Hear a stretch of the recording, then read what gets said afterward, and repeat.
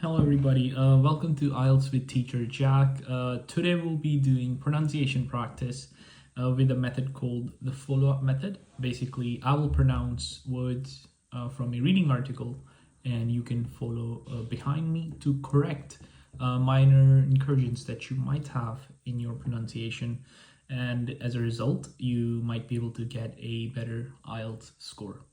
So let's get right into it. Here we have a reading article. So, in the 1950s, Central American commercial banana growers were facing the death of their most lucrative product, the Gros Michel banana, known as Big Mike. And now it's happening again to Big Mike's successor, the Cavendish.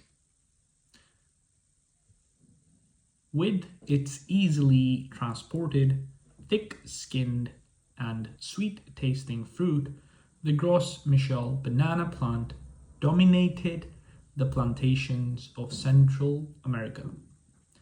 United Fruit, the main grower and exporter in South America at the time, mass-produced its bananas in the most efficient way possible.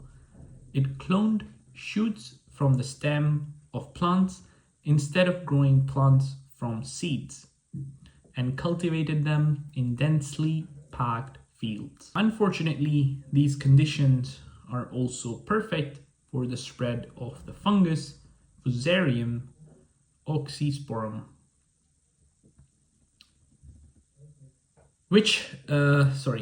Oxysporum FSP cubens, which attacks the plant's roots and prevents it from transporting water to the stem and leaves. The TR1 strain of the fungus was resistant to crop sprays and traveled around on boots or the tires of trucks, slowly infecting plantations across the region. In an attempt to escape the fungus, farmers abandoned infected fields, flooded them, and then replanted crops somewhere else, often cutting down rainforest to do so. Their efforts failed, so instead they searched for a variety of banana that the fungus didn't affect. They found the Cavendish, as it was called, in the greenhouse of a British duke.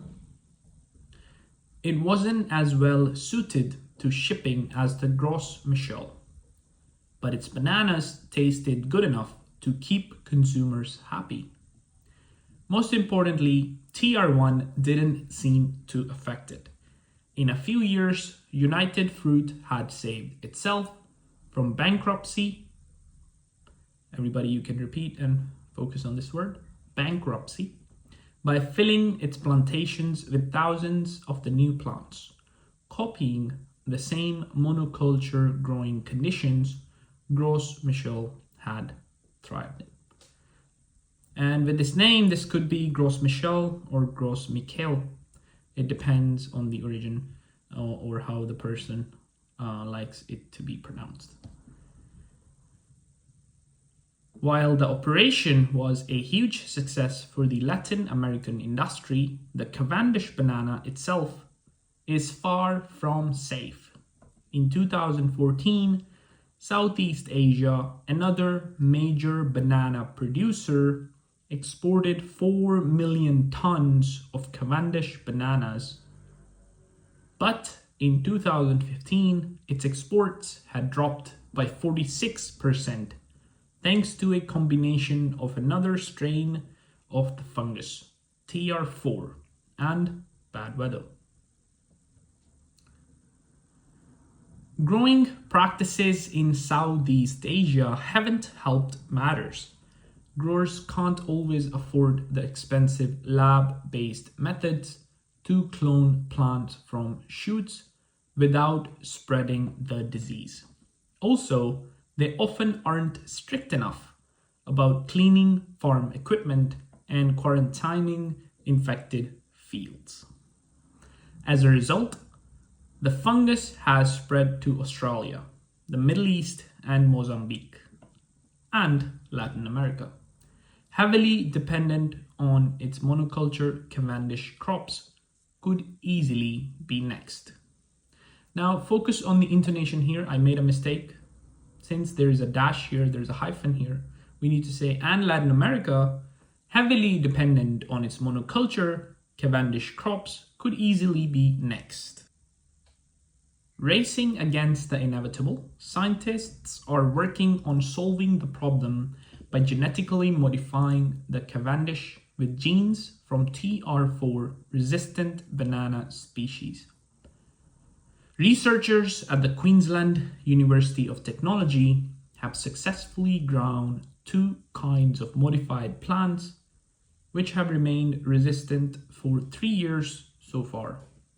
But some experts think this is just a sophisticated version of the same temporary solution the original Cavendish provided.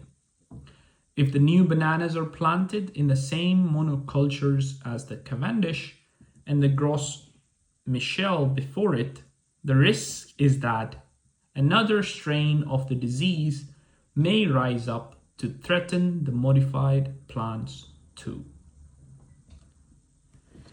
And that's all for today, everybody. I hope you liked the pronunciation practice. You can listen to this video as many times as you need. Practice with the video. Pause the video to clear out your pronunciation errors.